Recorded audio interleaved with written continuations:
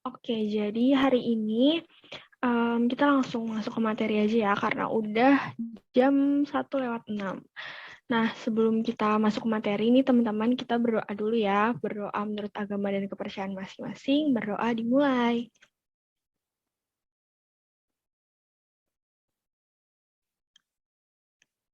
Amin. Oke, berdoa selesai. Nah, teman-teman, pada hari ini gitu ya, kita bakalan bahas atau diskusi nih. Sebentar, ada yang chat nih.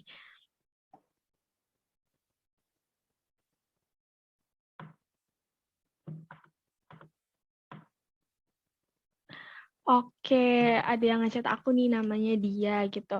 Nah, kalau menurut dia gitu ya, katanya geografi itu asik gitu karena guru di sekolahnya juga kreatif. Jadi cara ngasih materinya mungkin penyampaiannya jadi lebih dimengerti gitu ya. Itu salah satu faktor sih kayak kenapa kita bisa suka mata pelajaran gitu kan. Salah satunya karena gurunya juga pastinya. Nah, mungkin emang ada beberapa materi yang susah gitu ya teman-teman. Nah, cuman kalau saran dari aku sih kalau kalian ngerasa susah gitu, coba dicari titik serunya gitu. Kayak pasti tuh di dalam satu materi tuh ada rasa yang kayak, coba tumbuhin rasa kayak, ini kayaknya seru deh, coba deh aku mau cari tahu lebih lanjut lagi. Nah itu tuh kalau kalian dari situ nanti tuh bakal nemuin tuh kayak fakta-fakta menariknya lah ibaratnya dari materi tersebut gitu. Jadi semoga aja kalian bisa memahami juga ya di geografi ini tentunya karena apalagi yang buat yang linjur aku tahu sih rasanya tuh pasti berat gitu ya kayak harus belajar double kayak belajar IPA-nya juga di sekolah gitu ya terus juga mesti belajar sosumnya juga gitu teman-teman. Oke ini kita mulai aja ya lanjut ke materi. Oke ini buat yang belum kenal aku mungkin salam kenal ya teman-teman. Nama aku Naura Aisyah Salsabila. Aku mahasiswa baru di Universitas Pendidikan Indonesia, jurusan Pendidikan Guru Sekolah Dasar. Oke, nah hari ini kita mau bahas tentang litosfer nih. Nah, litosfer ini pastinya udah nggak asing lagi lah ya kalau di telinga kalian gitu ya, karena sebenarnya kita di sini cuma mau nge-review materinya lagi nih tentang litosfer biar kalian bisa lebih paham, lebih ingat lagi dan kalau misalnya ada yang mau ditanyain ataupun masih ada yang dibingungin boleh banget ditanyain. Insya Allah aku bisa bantu kalian biar kalian makin ngerti nih. Oke, kita masuk langsung ke pengertian litosfer. Nah, litosfer ini tuh apa sih, Kak? Litosfer ini berasal dari bahasa Yunani. Litos itu artinya batuan dan sfera yang artinya lapisan. Nah, berarti litosfer ini lapisan bumi yang paling luar dan terdiri atas batuan dengan ketebalan rata-rata 1.200 km. Benar-benar tebal banget ya teman-teman, karena ini lapisan bumi gitu ya, yang melindungi bumi. Nah, selanjutnya ini tuh ada lapisan-lapisannya lagi nih. Jadi, ini tuh diibaratkan kayak telur kan misalkan kayak dari cangkangnya sampai ke kuningnya gitu ya. Nah, itu kita bisa ibaratin sama strukturnya gitu. Jadi itu ada yang pertama ada yang namanya di sini kan ada atmosfer gitu ya. Nah, terus ada kerak bumi. Kerak bumi itu litosfer gitu ya. Nah, nanti di sini tuh ada yang namanya selubung, terus inti luar sama inti dalam. Nah, di bagian kerak bumi ini nama lainnya juga astenosfer nih teman-teman. Nah, astenosfer ini terdiri lagi nih sama yang ada namanya lempeng benua sama lempeng samudra. Nah, lempeng benua ini sama aja kayak pulau-pulau gitu ya teman-teman, kayak tempat tinggal kita sekarang gitu kan itu berarti adanya di lempeng benua. Kalau di lempeng samudra ya berarti kayak lautan, terus pantai-pantai gitu. Pokoknya itu masuk ke lempeng samudra kayak gitu. Nah, dari lapisan si litosfer ini dibagi lagi nih teman-teman menjadi dua bagian. Nah, yang pertama itu ada yang namanya lapisan sial. Sial ini tuh singkatan dari yang namanya logam silisium dan aluminium. Disingkatnya jadi sial. Nah, ini tuh bentuknya senyawa gitu ya, dari silisium sama aluminium. Nah, pada lapisan ini terdapat batuan sedimen, granit, andesit, ataupun jenis-jenis batuan metamorf dan batuan lainnya. Nah, lapisan sial ini biasanya itu ada di lempeng benua. Kenapa nih Kak di lempeng benua? Karena dia itu lebih ringan daripada lapisan sima. Jadi kan kalau misalkan kita lihat nih ya, kalau si benua itu ibaratnya ngapung di atas lempeng samudra. Nah, maka dari itu si lempeng benua pastinya harus lebih ringan daripada lempeng samudra, karena kan lempeng samudra ibaratnya yang nahannya. Nah, si lapisan sial ini ibaratnya kayak pelampung lah yang ada di lempeng benua kayak gitu. Jadi dia bisa mengapung gitu, teman-teman. Makanya harus yang elastis gitu, harus yang ringan gitu dibanding lempeng samudra gitu. Nah, kalau yang kedua ada yang namanya lapisan sima. Nah, ini singkatan lagi dari silisium sama magnesium, yaitu lapisan kulit bumi dalam bentuk senyawa juga nih. Nah, lapisan ini mempunyai berat jenis yang lebih besar daripada lapisan sial karena mengandung besi dan magnesium, yaitu mineral ferromagnesium dan batuan basalt. Nah, di sini yang perlu kalian ingat itu lapisan sial itu buat lempeng benua dan lapisan sima itu buat lempeng samudra. Itu sih teman-teman yang harus kalian ingat gitu. Terus kalian juga harus ingat biasanya sih senyawanya itu kayak nggak keluar gitu. Cuman kalian harus tahu dari singkatan sial itu apa, terus lapisan sima itu singkatannya apa, kepanjangannya gitu. Oke, sampai sini mungkin ada yang mau ditanyain nggak?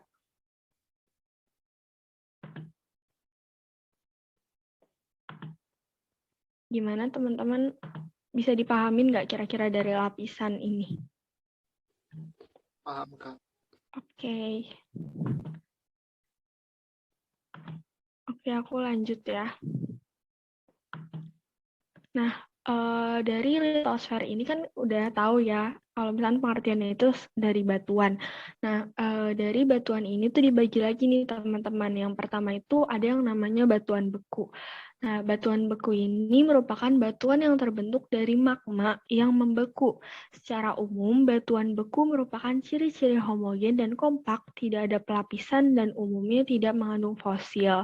Nah, ini contoh-contoh batunya nih kayak obsidian, basalt, andesit yang sering terdengar gitu ya kalau di Indonesia. Nah, jadi itu kenapa batuan beku ini bisa terbentuk. Jadi nanti kalian bakal lebih belajar lagi, nanti ada di berikutnya di bagian tenaga endogen. Nah, itu di bagian vulkanik gitu ya. Nah, itu kan ada yang namanya gunung api. Nah, kalau misalkan gunung api itu nggak jadi meletus gitu ya ibaratnya, dia cuma naik doang nih, dari perut bumi ibaratnya. Nanti tuh di dalam perut bumi itu ada lava gitu loh teman-teman, tahu kan yang nantinya bakal keluar. Nah, itu kalau misalnya dia nggak jadi keluar, dia bakal ngebentuk batuan beku karena yang tadinya panas terus dia nggak keluar, jadi dia membeku aja di dalamnya. Maka dari itu terbentuklah batuan beku kayak gitu. Oke, aku izin lanjut dulu ya. Kak, Ya, aku mau tanya, ciri-ciri homogen dan kompak tuh maksudnya gimana, Kak?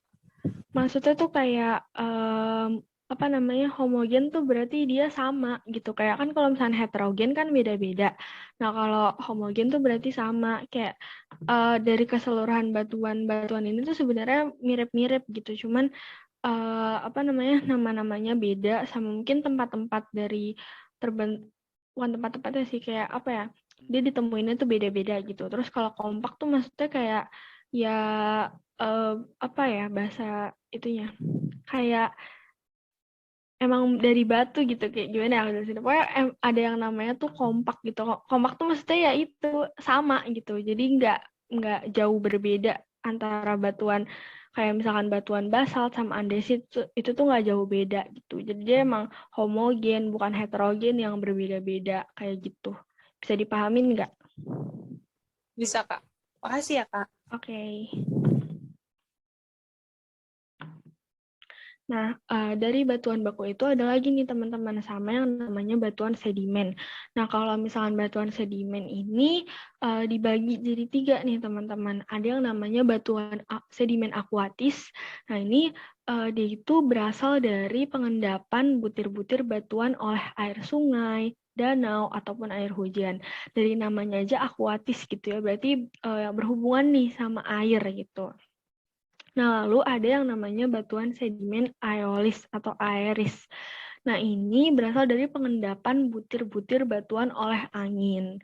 Lalu ada glasial, yaitu berasal dari pengendapan butir-butir oleh gletser atau es. Kayak gitu. Nah, ini contoh-contohnya ada konglomerat, terus limestone, chert, dan lain sebagainya. Ini yang terkenal sih konglomerat gitu dari batuan sedimen, teman-teman. Nah, terus ada yang namanya batuan malihan atau metamorf. Nah, ini batuan ini telah mengalami perubahan baik secara fisik maupun secara kimiawi, sehingga menjadi berbeda dari batuan induknya. Faktor-faktor yang mempengaruhi proses perubahan batuan adalah suhu yang tinggi, tekanan yang kuat, dan waktu yang lama. Jadi, dia ini tuh terbentuknya tuh lama, teman-teman. Jadi, si batuan metamorf ini terbentuk karena secara fisik ataupun kimiawi gitu dari perubahan. Nah, biasanya ini tuh hampir sama si batuan sedimen gitu kan. Ada yang ada yang namanya sandstone juga, terus rock salt mungkin beda ya. Terus apa lagi yang sama limestone gitu ya. Dia hampir mirip-mirip sama batuan sedimen kayak gitu. Cuman dia lebih ke secara fisik sama kimiawinya gitu. Kalau sedimen kan cuma pengendapan dari air ataupun dari angin sama es kayak gitu. Ini udah lanjut ke selanjutnya. Nah, dari batuan pembentuk litosfer ini kira-kira udah paham belum nih teman-teman?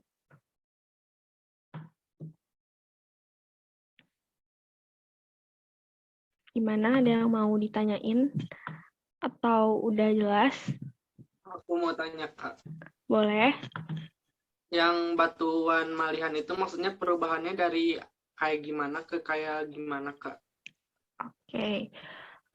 Aku tampung dulu ya pertanyaannya. Ada yang mau ditanyain lagi? Kak, ada kata kunci nggak, Kak? Kayak misalkan nanti di UTBK keluar soal, terus kita disuruh jawaban, kita bingung, Kak. Ini yang batuan sedimen yang mana, malihan yang mana, beku yang mana? Ada kata kuncinya nggak, Kak? Oke, jadi kalau misalkan aku jawab dari Tegar dulu ya. Jadi itu kalau misalkan batuan malihan ini atau batuan metamorf ini, dia itu terbentuknya itu karena proses tekanan yang tinggi. Jadi kayak suhu yang tinggi gitu loh, yang terjadi di dalam kerak bumi, biasanya kayak gitu.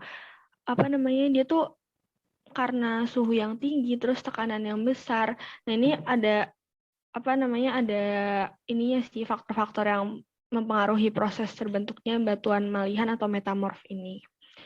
Nah, kalau misalkan kata kunci, kalian lebih ke pahamin dari si bukan ciri-ciri, nama-namanya.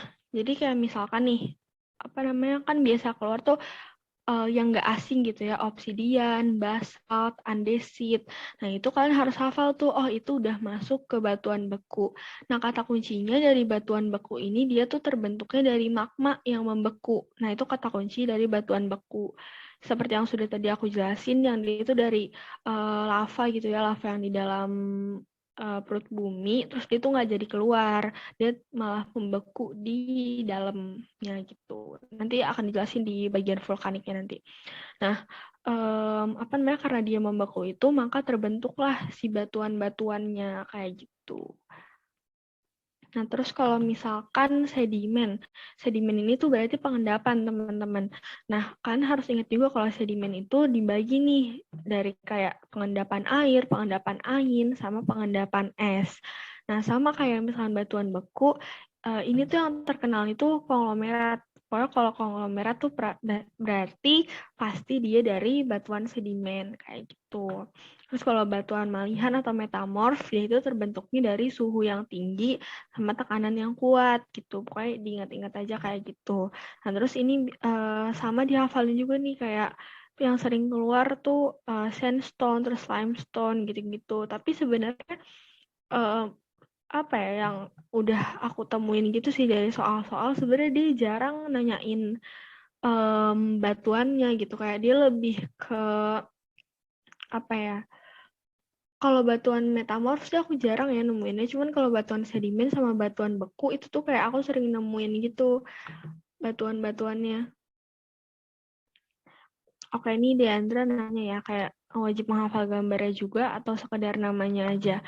Untuk ngejaga-jaga, karena kita nggak tahu pas UTBK nanti kayak gimana, jadi coba dilihat-lihat aja gitu, kayak ini tuh kayak gimana sih bentukannya, kayak gitu. Tapi sih biasanya nama-namanya doang gitu, atau apa namanya, kayak disebut aja gitu kayak basalt, obsidian. Pokoknya tuh ini tuh yang aku sebutin tadi tuh sering banget keluar gitu, kayak aku sampai nggak asing lagi sama namanya kayak obsidian, basalt, andesit itu sering banget. Pokoknya yang sering keluar itu tuh biasanya sih batuan beku gitu, kayak nanti disebutin nih jenis-jenis batu, misalkan apa namanya, ada obsidian, basalt, andesit, terus apa namanya sama misalkan konglomerat gitu. Terus dari apa namanya, jenis-jenis batuan di atas mana yang termasuk batuan beku misalkan kayak gitu. Terus itu misalkan jawabannya 1, 2, 3, berarti itu optionnya yang A kayak gitu. Biasanya sih kayak gitu soal-soalnya. Cuman di litosfer ini kan luas ya teman-teman, dan bercabang banget gitu. Nah nanti aku mungkin bakal ngirimin juga kayak mind map gitu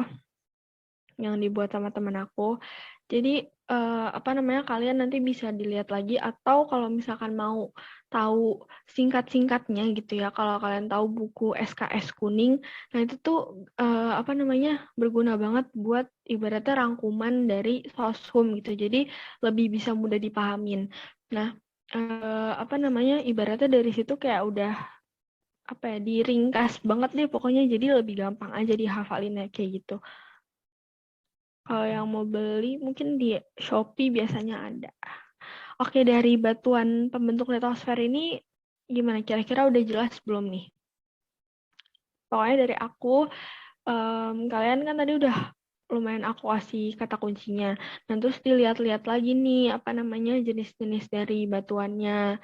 Kayak dia tuh kayak gimana sih, terus bentukannya tuh kayak gimana. Di Google, di scroll-scroll aja kayak gitu. Kayak gimana, udah bisa aku lanjut, teman-teman?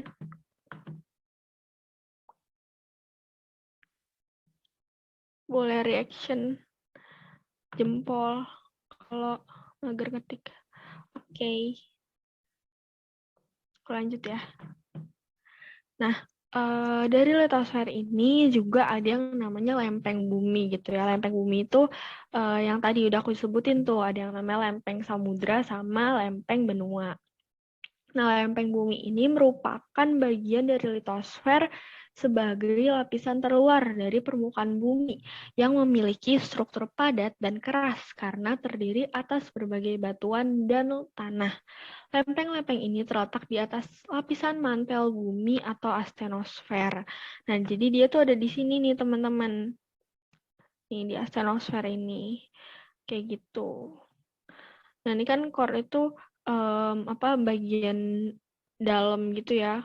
Ibaratnya tuh kayak kuning telurnya lah gitu. Nah, ini ada inti luar sama inti dalam. Terus ini ada mantel bumi, sama ini ada astenosfer kayak gitu. Oke, kita lanjut. Nah, ini ya yang tadi aku jelasin. Ada dua nih jenis. Yang pertama itu lempeng samudra. Nah, lempeng samudra ini juga disebut kerak samudra atau sima yang berada di bawah laut. Terdiri dari silikon dan magnesium dengan ketebalan antara 5-10 km. Lalu ada lempeng benua, juga disebut sebagai kerak benua atau sial. Lempeng benua terdiri dari silikon dan aluminium dengan ketebalan sekitar 30-50 km.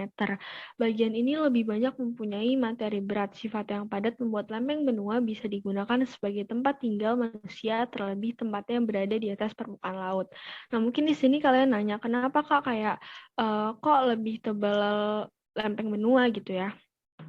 Ya karena di lempeng benua itu semuanya ada gitu loh, teman-teman, ngerti nggak sih? Maksudnya kayak dia tuh menampungnya tuh banyak gitu, jadi berat. Nah, tapi bukan berat, tebel. Nah, dia tapi nggak berat gitu. Dia tuh elastis gitu, kayak dia tebel tapi nggak berat, jadi dia bisa ngapung. Nah, intinya sih kayak gitu. Yang pokoknya kalau kata kunci dari lempeng samudra sama lempeng benua ini, kalian harus tahu yang kepanjangan dari sima sama sial itu sih, yang silikon magnesium sama silikon aluminium, itu intinya. Oke, ini ada interaksi. Nah, dari jenis sama ini tadi awalan doang sih. Mungkin dari jenisnya tadi udah aku jelasin juga ya, yang sial sama sima, jadi aku izin lanjut aja teman-teman. Soalnya ini tuh cuma 1 kali pertemuan kan, litosfer, dan banyak banget, jadi semoga hari ini cukup bisa ngejelasin ke kalian kayak gitu. Nah, lalu ada interaksi antar lempeng. Nah, ini kalian mungkin udah nggak asing gitu ya denger yang namanya divergen, konvergen, sama transform. Nah, ada yang namanya divergen nih, teman-teman. Jadi divergen ini gerakan lempeng-lempeng tektonik yang saling menjauh. Karena gerakan yang menjauh, timbul retakan-retakan yang menjadi jalan keluar magma. Magma naik ke permukaan dan mendesak permukaan bumi, sehingga menyebabkan terbentuknya lapisan permukaan bumi yang baru. Nah, jadi inti dari divergen ini, dia itu gerakan saling menjauh. Nah, karena menjauh pastinya ada kayak space gitu kan. Nah, itu nanti tuh magma tuh bisa keluar tuh di situ. Nah, makanya dia bisa membentuk lapisan yang baru. Itu kata kuncinya, dia saling menjauh. Nah, terus ada yang namanya konvergen. Nah, konvergen ini adalah gerakan lempeng-lempeng tektonik yang saling mendekat sehingga menimbulkan tumbukan. Oleh sebab itu, salah satu lempeng tertekuk dan masuk ke bawah bagian lempeng lainnya. Nah, jadi kata kunci dari konvergen itu berarti dia saling mendekat ya kan. Kalau tadi divergen menjauh, tapi kalau konvergen itu dia mendekat. Nah, dari konvergen ini dibagi lagi nih teman-teman. Ada yang namanya subduksi. Nah, subduksi ini berarti dia tumbukan antara lempeng samudra sama benua. Nah, jadi lempeng samudra sama benua itu kan yang lebih elastis kan lempeng benua kan. Jadi nanti tuh lempeng benua tuh masuk gitu ke dalam lempeng samudra. Nah, makanya nanti di situ tuh ada kayak sudut gitu, teman-teman.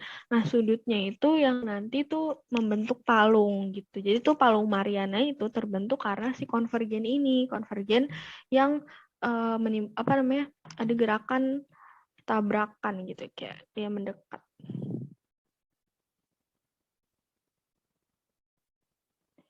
Iya, ini ada yang nanya kan, terbaginya benua Pangaea menjadi Laurasia dan Gondwana berarti masuk ke contoh gerakan divergen, Kak. Iya, soalnya dia terbagi kan, terbagi berarti ada gerakan yang saling menjauh.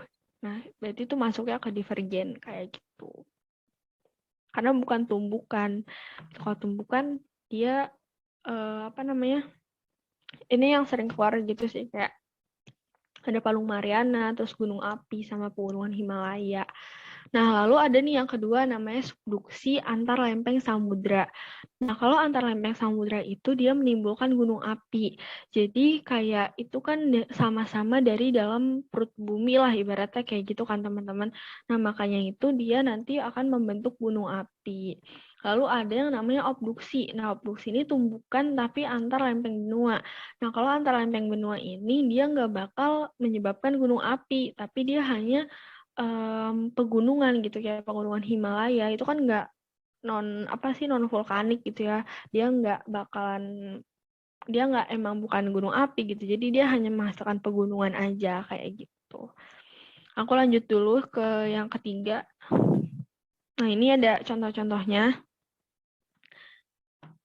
Nah, ini tuh yang apa namanya? Pegunungan Himalaya gitu ya. Terus ini yang kayak masuk ke dalam apa? Timbul gunung api. Berarti kan yang tadi mana nih? Bentar.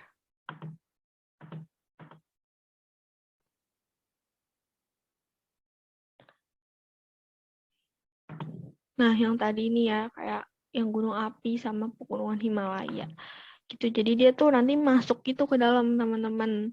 Nah, makanya si gunung apinya itu jadi timbul kayak gitu.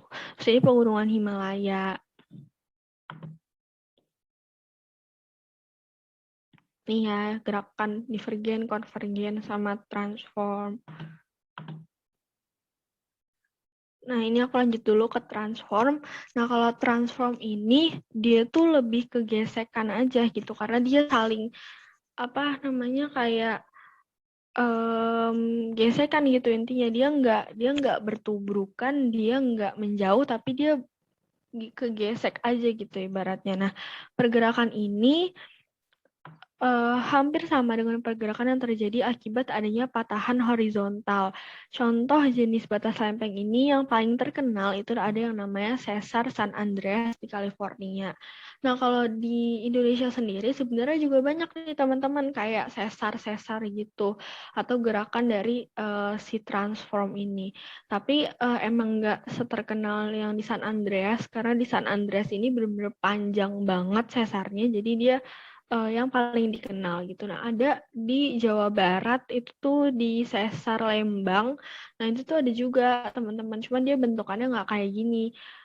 Dia lebih kayak tebing-tebing yang apa namanya bergesekan gitu. Makanya timbul si apa namanya sesar itu, sesar Lembang gitu ya. Nah, ini aku ada foto-foto. Nah, ini kan di sini ada palung laut ya. Nah, tadi yang udah aku jelasin, berarti kalau palung laut itu dia masuknya ke gerakan apa? Ayo boleh on mic. Subduksi bukan? Apa sih? Iya, berarti dia masuknya ke gerakan divergen ya, teman-teman. Yang tadi. Ntar aku back dulu.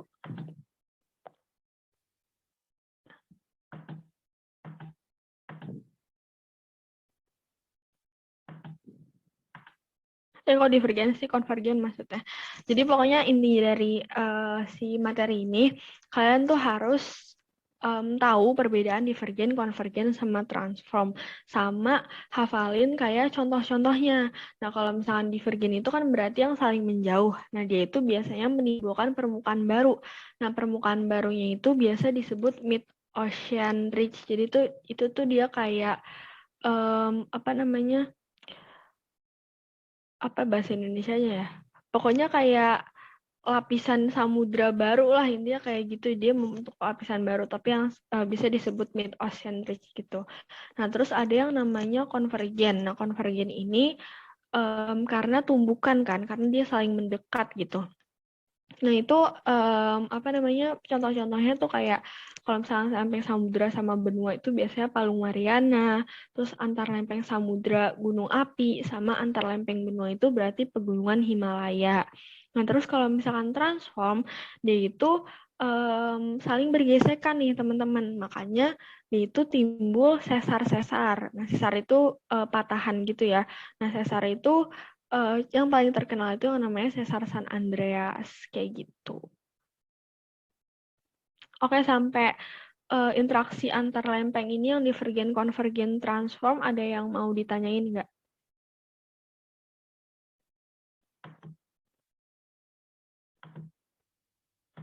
Ayo yang mau nanya, boleh nanya.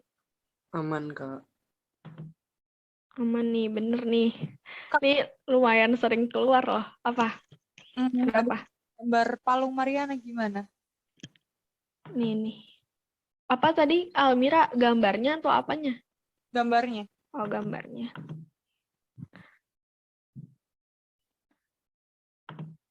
Nah, ini loh yang di nih mid ocean ridge ini berarti yang tadi apa namanya? Sebentar, aku nyari bahasa Indonesia dulunya, aku lupa. Nah, ini Palu Mariana tuh yang di bawahnya itu. Terus ini ada pegunungan Himalaya. Gitu. Jadi Palung Mariana itu ikut Divergent apa yang bawahnya tuh? Yang gerakan itu dong, dia gerakan apa saling mendekat. Oh, berarti bertumpuk ya Kak ya? Ya, dia bertumbukan. Nah, ini Ratu nanya nih, berarti lempeng itu masih terus bergerak sampai sekarang? Iya, bener. Lempeng itu bakalan terus bergerak sampai sekarang, sampai nanti. Pokoknya dia sebenarnya terus bergerak. Setiap harinya dia bahkan bisa bergerak gitu. Cuman kita nggak merasakannya aja gitu. Karena, apa namanya, emang nggak dirasain sama manusia gitu. Kayak, cuman dia tetap bergerak gitu, teman-teman. Nah, terus apa? Ini dari pergerakan lempeng ini nyambung juga nih sama gempa. Nah, jadi kalau misalkan si bumi nih kan, misalkan bumi itu mengalami gerakan yang tadi tuh, yang divergen, konvergen, transform.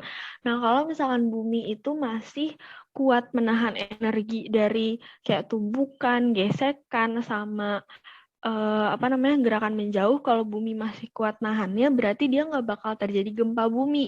Nah, tapi kalau misalkan bumi ini udah nggak kuat nih nahan energi dari si interaksinya ini, maka dia bisa menimbulkan gempa bumi kayak gitu. Kayak misalkan contohnya di Aceh gitu ya. Nah, itu kan karena adanya apa namanya pergerakan lempeng gitu kan. Nah, makanya itu dia awalnya terjadi gempa dulu nih. Gempanya kan besar banget ya. Nah, itu sampai juga tuh ke negara-negara tetangga yang ada di Indonesia gitu, karena ikut merasakan karena gempanya benar-benar apa namanya benar-benar kuat gitu. Nah, habis dari situ makanya tuh apa ada tsunami kayak gitu. Kenapa sih lempeng bumi bergerak terus itu penyebabnya apa ya? Kenapanya karena emang udah faktor alam gitu loh teman-teman. Emang udah kayak kalau misalnya kita lihat dari teori lempeng bumi gitu kan ada yang namanya apa continental drift gitu ya. Itu kan yang tadinya bumi itu cuma ada satu benua tapi dia bergerak lama-kelamaan bisa membentuk benua-benua kayak sekarang gitu. Nah, kenapanya? Karena penyebabnya tuh emang faktor alam gitu. Jadi apa ya kalau sebenarnya nggak dibakalan ditanya sih penyebabnya apa. Cuman emang karena faktor alam dan kita kan emang bumi ini tuh bakalan terus bergerak gitu loh teman-teman. Nah, dari pergerakannya itu bisalah menimbulkan interaksi-interaksi ini. Ada yang tumbukan, ada yang bergesekan, ada juga yang menjauh kayak gitu.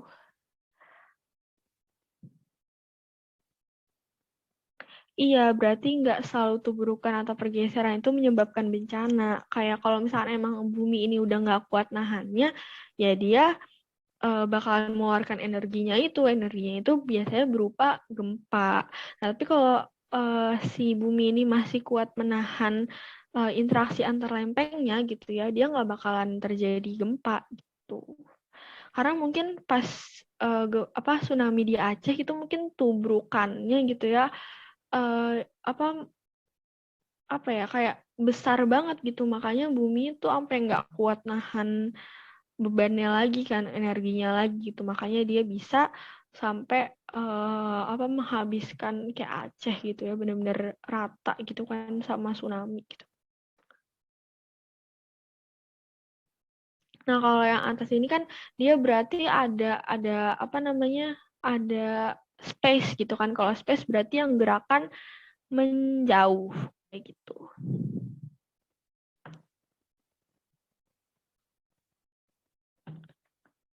Iya, jadi apa sih bahasanya, di kedepannya gitu ya, bisa aja ada benua baru gitu. Karena kan kita nggak bakal ada yang tahu ya, kayak pas dulu aja kita kan nggak nyangka gitu, oh ternyata bumi itu dulu cuma satu gitu ya daratannya, benuanya cuma satu, tapi sekarang bisa sampai banyak banget gitu ya. Nah gitu, kayak gitu. Mungkin kalau misalkan dulu gitu ya, kita misalkan ke Eropa gitu nggak sejauh sekarang gitu, tapi apa namanya, kalau sekarang kan jauh banget ibaratnya kayak sampai beda waktu gitu ya, kayak di sini siang di sana malam kayak gitu.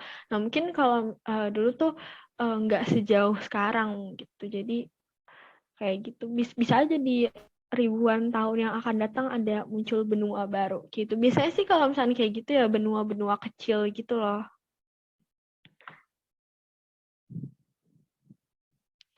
Yang Kinanti itu berarti yang ini ya, yang di atasnya pegunungan yang ini berarti dia itu gerakan yang menjauh kayak gitu karena dia ada space kayak gitu teman-teman. Nah, gimana aku bisa lanjut lagi dari interaksi antar lempeng ini teman-teman? Atau ada yang masih mau ditanyain, boleh.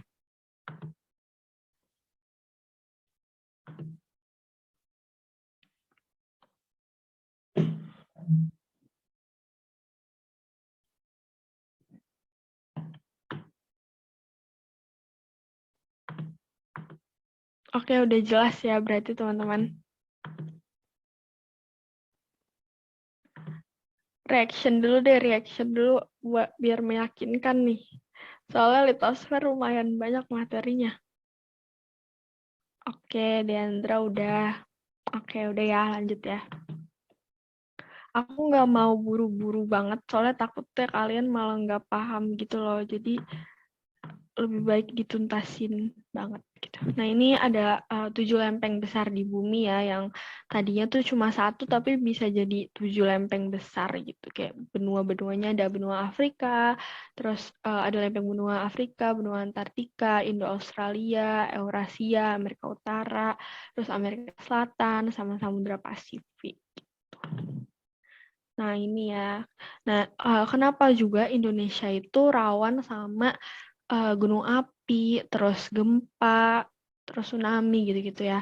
Nah, karena dia tuh terletak di lempeng-lempeng ini, lempeng Indo-Australia, lempeng Pasifik gitu ya, sama lempeng Eurasia. Nah, makanya karena di bagian merah ini gitu ya, Indonesia tuh rawan kena si bencana-bencana itu. Nah, di sepanjang apa namanya Sumatera, Jawa gitu kan kita sering nemuin gunung api gitu ya. Nah, tapi kalau misalkan di Kalimantan dia tuh masuknya aman gitu, makanya dia jarang banget terjadi gempa gitu. Pokoknya kalau mau aman berarti tinggal di Kalimantan gitu. Gitu teman-teman. Oke, selanjutnya aku mau membahas nih pembentukan muka bumi. Nah, ini lumayan panjang sebenarnya penjelasannya gitu ya, karena ini bercabang lagi, ada yang namanya tenaga endogen sama ada yang namanya tenaga eksogen. Nah, kita mau bahas dulu nih sama yang namanya tenaga endogen.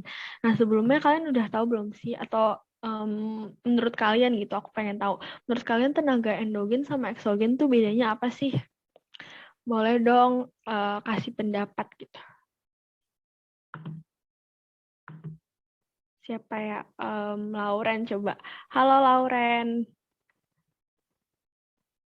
Halo Kak, Oke, aku boleh nanya nggak pendapat kamu kira-kira bedanya tenaga endogen sama eksogen itu apa sih?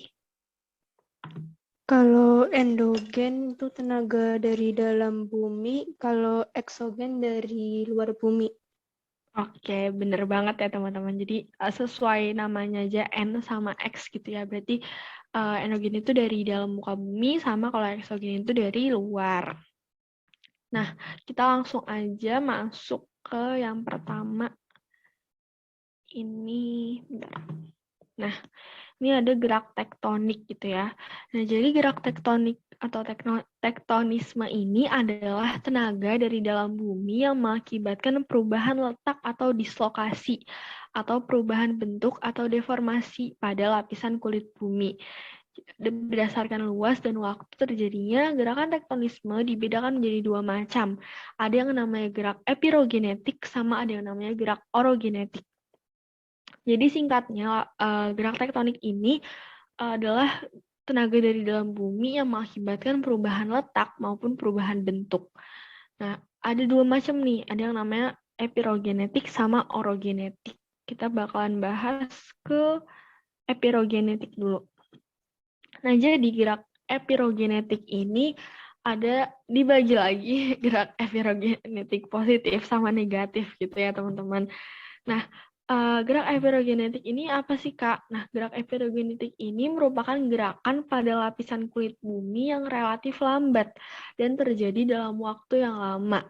Nah, berarti kalau misalkan orogenetik itu kebalikannya, dia relatif cepat dan dalam waktu yang singkat.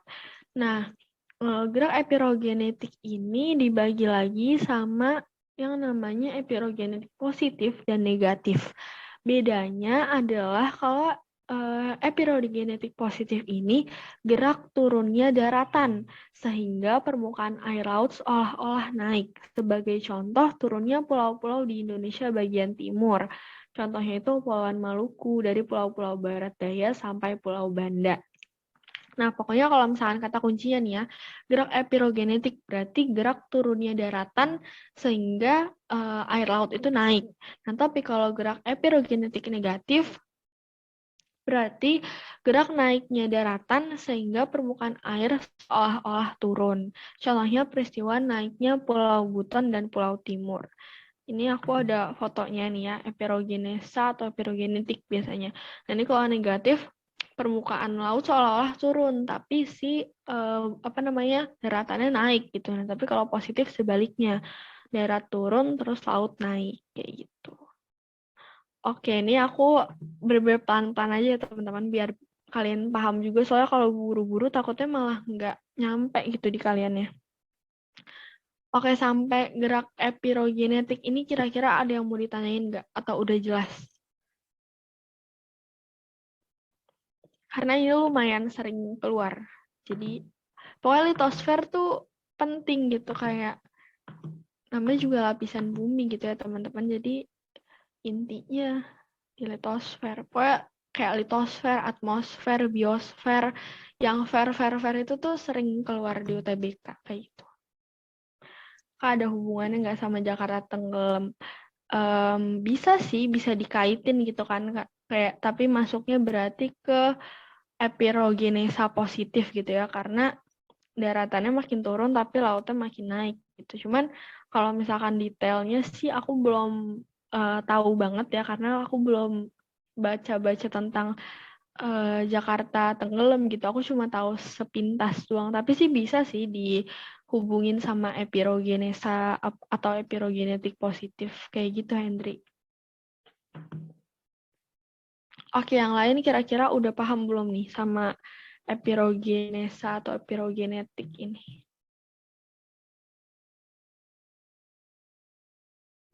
Kalau paham, aku lanjut nih. Oke, Tegar minta aku ulang nih. Jadi, epirogenesa atau sebentar.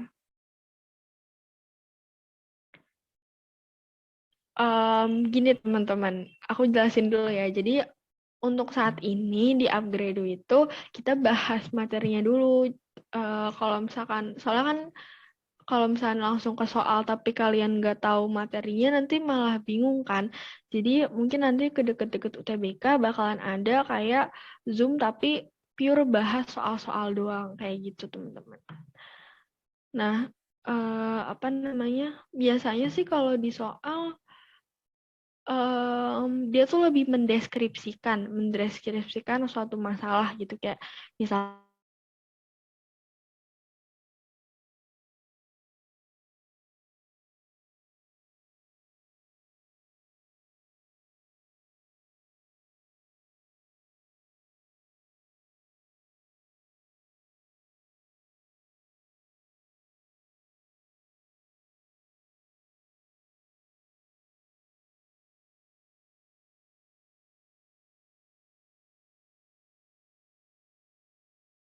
maka akan terjadi patahan. Oke, jadi ini aku kasih tahu dulu foto-fotonya gitu ya. Yang tadinya lipatannya tegak, terus miring, sama lama gantung, terus isoklinal, rebah, sampai akhirnya jadi sungkup kayak gitu. Pokoknya kalian di sini kalian harus perhatiin sama hafalin gambar-gambarnya gitu. Jadi jangan sampai kalian nanti ya bingung gitu, ini masuknya ke lipatan mana ya gitu. Pokoknya namanya sama gambarnya, intinya dari si lipatan sih kayak gitu teman-teman. Oke, aku mau nanya lagi nih ya sebelum kita lanjut nih. Gimana kira-kira sampai gerakan orogenetik ya, berarti ini orogenetik yang lipatan, kira-kira ada yang mau ditanyain nggak? Lipatan rebah sama lipatan sesar sungkup tuh hampir sama ya, Kak? Iya, cuman kan ini ibaratnya kayak siklus gitu kan, dari tegak sampai akhirnya dia sesar sungkup gitu. Nah ini tuh karena dorongan gitu ya, dari dorongan, ibaratnya dari dorongan kecil, sedang sampai besar gitu ya, sampai dia akhirnya bisa menjadi sesar sungkup kayak gitu. Pokoknya kuncinya sih sebenarnya kalian lihat gambarnya gitu.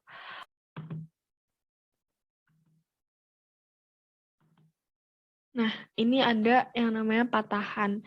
Nah, patahan ini dibagi lagi menjadi sesar naik, sesar turun berpasangan, sama sesar mendatar. Nah, yang pertama itu ada yang namanya sesar naik. Nah, ini tuh terjadi saat kerak bumi mengalami tekanan sehingga lempengnya saling bertubrukan. Lalu ada sesar turun terjadi saat kerak bumi mengalami tarikan ke arah yang berlawanan. Lalu ada juga ini gaya tarikan. Nah, ini tuh biasa sering keluar nih teman-teman, horse sama graben. Nah, kalau misalnya horse itu berarti dia di atas. Nah, kalau graben itu yang ada di bawah. Nah, ini tuh nggak asing banget ini horse sama graben itu, sama ada namanya sesar mendatar. Dan itu terjadi karena gaya gesekan yang menyebabkan lempeng bumi saling bergesekan dan bergerak mendatar kayak gitu teman-teman. Nah, ini sebenarnya hampir sama gitu ya, kayak transform. Cuman kalau transform itu kan dia bergesekannya secara horizontal aja. Nah, tapi kalau misalkan patahan ini, dia masuknya ke sesar juga kan. Nah, dia tuh lebih bermacam-macam gitu. Jadi tuh kalau transform itu nama lainnya sebenarnya sesar mendatar kayak gitu. Karena dia horizontal. Nah, kalau di patahan ini kan ada macam-macamnya lagi nih, ada sesar naik, turun, terus turun berpasangan, kayak gitu. Lagi-lagi di sini kuncinya itu kalian lihat gambarnya, karena biasanya tuh keluar gambarnya gitu loh, kayak horse sama graben. Waktu itu aku pernah dapat, kalau nggak salah soal TO gitu deh.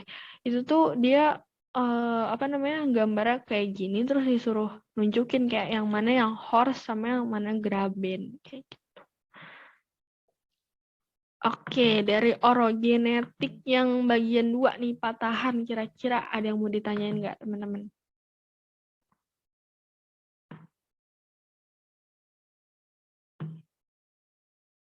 Gimana? Bingung nggak?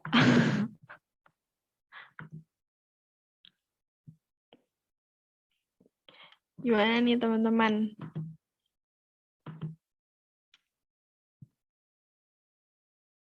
Ada yang mau ditanyain nggak? Atau kita lanjut? Iya nih Ratu, agak ribet ya. Iya, semoga kalian bisa ya. Pokoknya di sini sih saran aku nih, karena litosfer tuh bener-bener bercabang. Terus ini kita cuma satu pertemuan kan, jadi semoga aja kalian bisa paham sama apa yang aku jelasin. Terus kalau misalkan mau lihat, iya nih Ratu nge-DM aku, jadi nggak ke everyone. Terus kalau misalkan mau lihat pergerakannya secara animasi gitu, biasanya ada di YouTube gitu. Jadi pokoknya jangan males nyari gitu ya. Kalau misalkan kalian mau bisa di geografi ini, pokoknya harus ada apa ya, ibaratnya kayak effortnya gitulah buat mahamin materi ini gitu. Karena nanti pas UTBK itu lawan kalian tuh sebenarnya bukan orang lain gitu. Lawan kalian tuh sebenarnya si soal itu sendiri. Kalau misalkan kalian bisa ngalahin atau bisa menjawab soal itu, berarti kalian menang gitu, ibaratnya kayak gitu teman-teman. Pokoknya tips aku buat teman-teman kelas 12 yang mau UTBK nanti, fokus sama progres diri sendiri aja gitu. gambarnya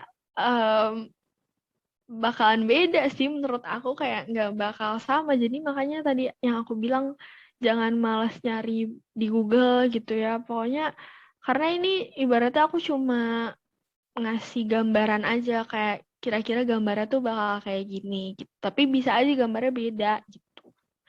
Gitu Almira.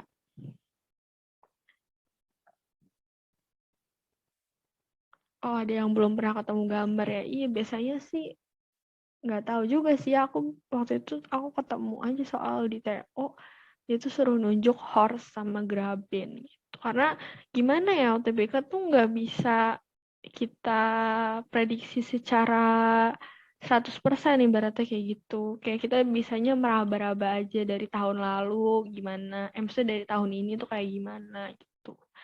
Mungkin bisa digambarin tuh kayak gitu. Cuman kalau misalnya dari temen aku ya, kan aku nanya-nanya juga kayak gimana sih pas UTBK kemarin gitu. Kalau kata dia, sebenarnya soalnya itu dasar tapi mendalam gitu. Kayak gimana ya bahasanya? Kayak sebenarnya bisa dijawab gitu. Cuman ada option-optionnya tuh yang bikin ini kayaknya bener gue deh, tapi ini juga bener. Kayak ibaratnya tuh semua option tuh bener gitu. Tapi tuh soalnya gampang kayak gitu. Optionnya yang dibikin bingung kayak gitu. Gitu teman-teman.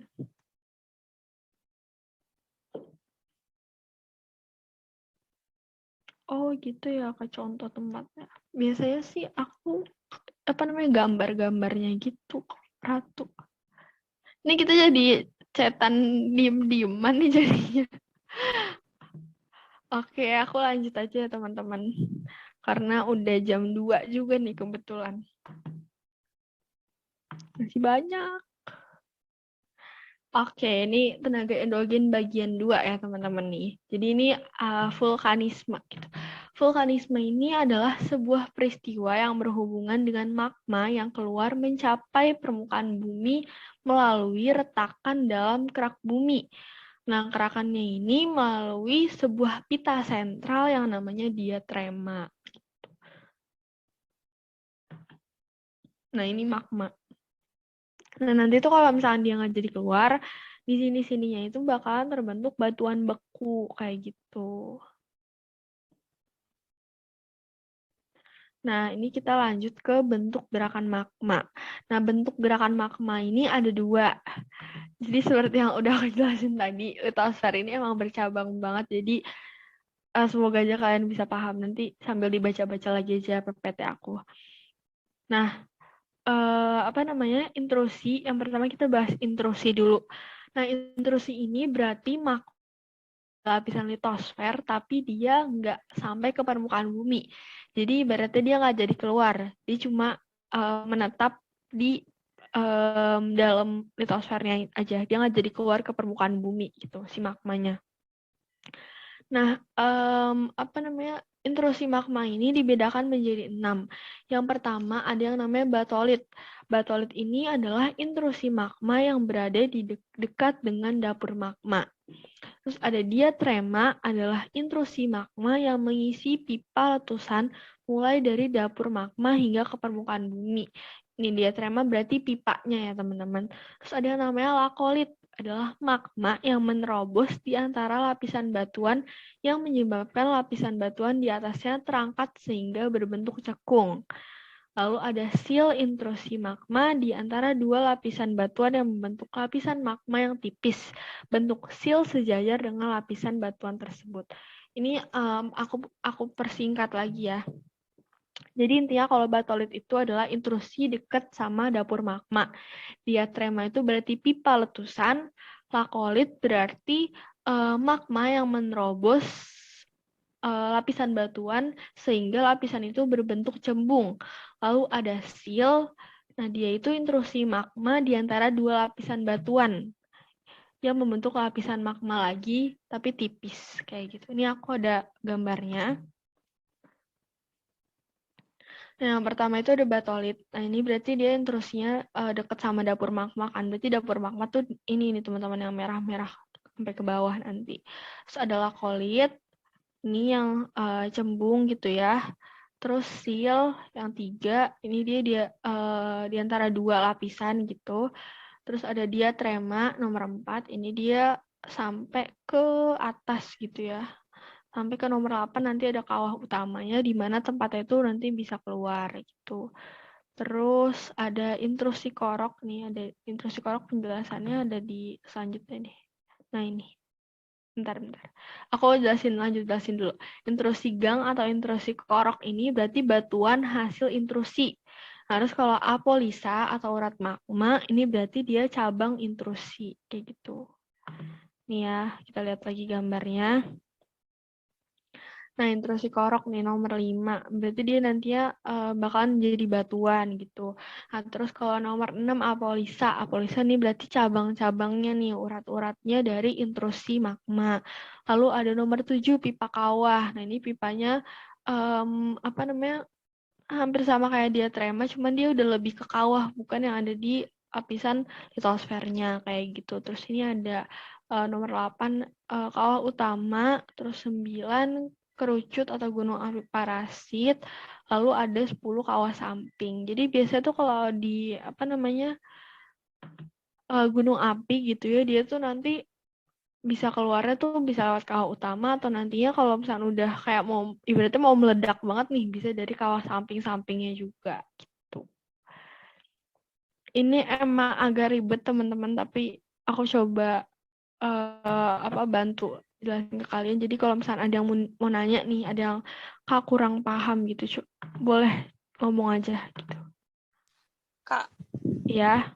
yang pipa kawah itu yang merah-merah itu, yang di merah-merah di antara 7 sama 10, apa yang mana? Ini emang nggak dijelasin secara detail gitu sih dari gambarnya, cuman biasanya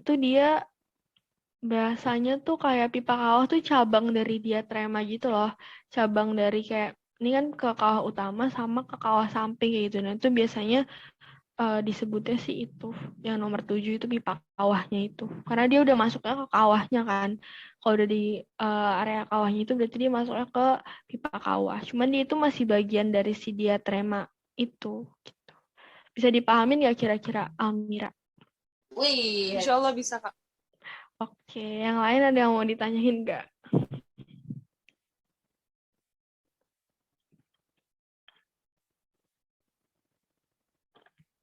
Gimana yang lain? Apakah aman atau pusing atau bingung?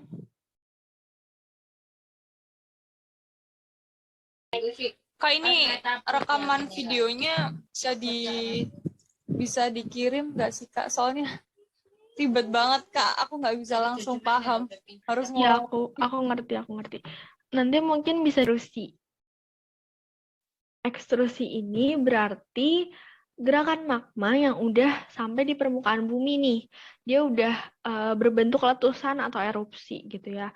Nah, beda sama intrusi tadi yang dia masih di dalam buminya gitu ya, masih di dalam perut bumi lah ibaratnya. Nah, kalau si ekstrusi ini udah keluar gitu, jadi dia berupa letusan atau erupsi gitu. Nah, kalau misalnya dari ekstrusi ini kan dia berbentuk letusan atau erupsi. Nah, erupsi ini dibagi ini teman-teman menjadi 2 macam. Yang pertama ada yang berdasarkan tempat terjadinya. Ada yang namanya erupsi linear, yaitu proses keluarnya magma melalui celah yang ada di sepanjang retakan pada kulit bumi. Lalu ada erupsi sentral, adalah proses keluarnya magma melalui saluran tunggal yang terhubung langsung dengan perut bumi. Lalu ada erupsi areal, berarti proses keluarnya itu melalui suatu wilayah yang luas. Nah, ekstrusi ini disebabkan dekatnya permukaan bumi dengan dapur magma. Bentar, kalau nggak salah aku ada fotonya nih. Nah, ini erupsi linear, sentral, sama areal. Kayak gitu, teman-teman. Berarti kalau misalkan areal ini karena dia wilayahnya luas, terus dapur magmanya deket, kayak gitu. Terus linear, dia sepanjang retakan. Sama kalau misalkan sentral, dia berarti terhubung sama salurannya tunggal. Dia nggak bercabang nih, lihat. dia cuma satu aja salurannya kayak gitu. Ini karena retakan. Terus ini karena dekat sama dapur magma. Oke, ini aku pelan-pelan aja ya, bener-bener pelan-pelan aja deh biar kalian bisa paham. Aku nggak ngebut. Kak, Ya, erupsi areal tuh bentuknya akan bolong-bolong apa gimana? perut bumi lah ibaratnya. Nah, kalau si ekstrusi ini udah keluar gitu, jadi dia berupa letusan atau erupsi gitu. Nah, kalau misalnya dari ekstrusi ini kan dia berbentuk letusan atau erupsi. Nah, erupsi ini dibagi ini teman-teman menjadi dua macam. Yang pertama ada yang berdasarkan tempat terjadinya. Ada yang namanya erupsi linear, yaitu proses keluarnya magma melalui celah yang ada di sepanjang retakan pada kulit bumi. Lalu ada erupsi sentral, adalah proses keluarnya magma melalui saluran tunggal yang terhubung langsung dengan perut bumi. Lalu ada erupsi areal, berarti proses keluarnya itu melalui suatu wilayah yang luas. Nah, ekstrusi ini disebabkan dekatnya permukaan bumi dengan dapur magma. Bentar, kalau nggak salah aku ada fotonya nih. Nah, ini erupsi linear, sentral, sama areal. Kayak gitu, teman-teman. Berarti kalau misalkan areal ini karena dia wilayahnya luas, terus dapur magmanya deket, kayak gitu. Terus linear, dia sepanjang retakan. Sama kalau misalkan sentral, dia berarti terhubung sama salurannya tunggal, dia nggak bercabang nih, lihat. Dia cuma satu aja salurannya kayak gitu. Ini karena retakan. Terus ini karena dekat sama dapur magma. Oke, ini aku pelan-pelan aja ya, bener-bener pelan-pelan aja deh biar kalian bisa paham. Aku nggak ngebut. Kak, Ya, erupsi areal tuh bentuknya akan bolong-bolong apa gimana? enggak bakalan bolong-bolong. Jadi tuh dia tuh kayak meleleh gitu loh. Dia kayak iya meleleh gitu. Dia keluar tapi dia meleleh dan menyebar gitu karena dia dekat sama dapur magma kan. Jadi dia nggak kayak sentral itu kan, kalau misalnya sentral tuh nanti letusannya tuh bisa kayak meledak gitu. Nah, kalau areal itu dia tuh nggak meledak, cuman dia keluar tapi meleleh nantinya. Bisa Kayak dipahamin nggak kira-kira? kayak Kenapa, Mira? Kayak luber gitu loh, gimana sih bahasanya? Pokoknya tuh dia keluar tapi nanti meleleh gitu, nggak dor gitu. Nggak apa sih bahasanya? Iya, nggak kayak ledakan gitu. Dia lebih ke meleleh gitu. Iya. Aku paham. Makasih ya, Kak. Oke, sama-sama. Oke, ini aku lanjut ya, teman-teman. Oke, ini lalu yang kedua ada erupsi atau letusan berdasarkan sifat dan kekuatannya. Yang pertama itu ada efusif. Erupsi berupa lelehan lava melalui rekahan atau lubang kawah gunung api. Lalu ada eksplosif. Erupsi berupa ledakan dengan mengeluarkan bahan-bahan padat berupa lapili, bom, kerikil, dan debu vulkanik bersamaan dengan gas dan fluida. Lalu ada campuran, adalah ekstrusi magma yang mengeluarkan cairan magma yang cair beserta materi padat. Cairan magma dan materi padat akan keluar secara bergantian. Kayak gitu. Jadi kalau misalkan efusif itu lelehan. Tapi kalau eksplosif itu berarti ledakan ya teman-teman. Kalau campuran itu berarti dia gantian gitu. Jadi misalkan cairannya dulu, abis itu materi padat keluar kayak batuan-batuan gitu. Habis itu cairannya lagi, terus batuan-batuannya lagi kayak gitu. Berarti kalau misalnya dari kekuatannya yang paling kuat berarti eksplosif ya teman-teman, karena dia berupa ledakan kan. Jadi otomatis itu kuat kayak gitu. Oke, ini udah selanjutnya ada gunung api nih. Gimana teman-teman dari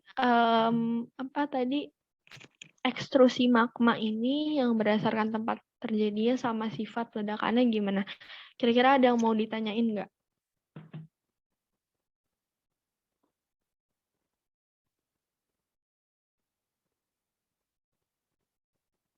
Gimana? Apakah aman, teman-teman?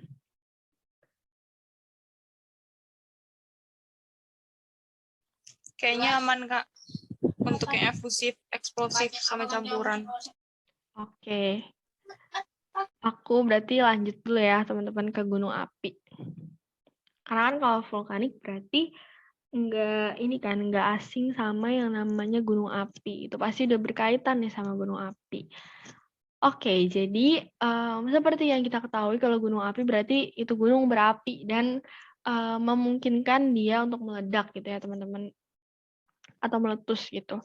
Nah, kita bakalan bahas dulu nih gunung api berdasarkan sifat erupsi dan bahan dikeluarkannya.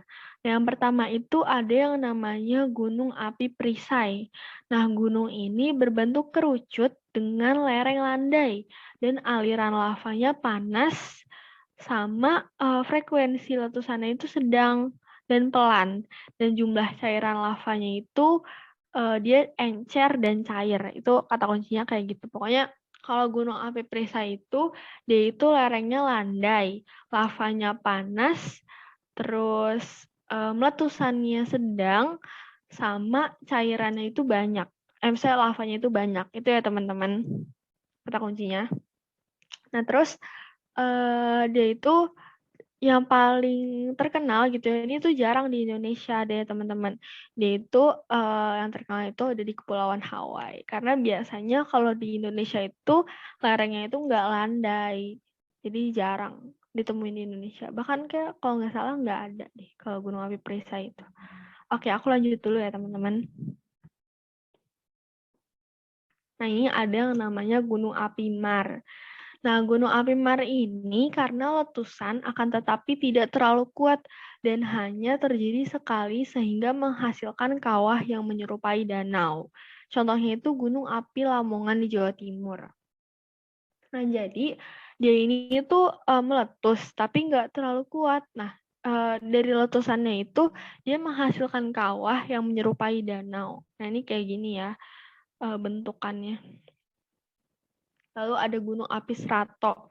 Nah, ini tuh yang paling banyak di Indonesia. Nah, gunung ini tuh berbentuk kerucut, berlereng curam, dan luas yang terdiri atas banyak lapisan lava. Nah, lava ini mengalir melalui sisi kerucutnya. Sifat letusan itu biasanya keras. Contohnya itu Gunung Kerinci, Ciremai, Semeru, dan lain sebagainya. Pokoknya tuh yang mayoritas di Indonesia itu gunung api Serato. Kayak gitu, teman-teman. Kak, Ya, yang gunung api yang pertama tadi, yang perisai ya kalau nggak salah. iya ya. Nah, Sebentar, teman-teman. Oh. Aku ambil casan laptop dulu, bentar ya. Oke.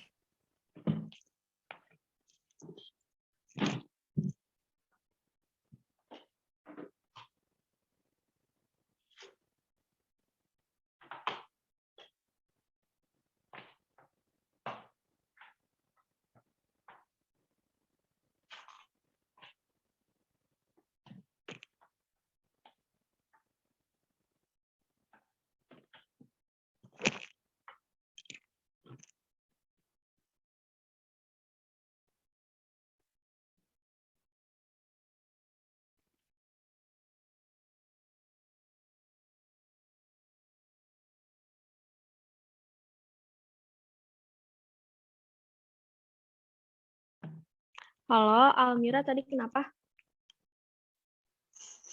Yang gunung api perisai itu landai itu maksudnya dia hampir setara sama kawahnya tuh hampir setara sama tanah di sekitarnya apa gimana, Kak?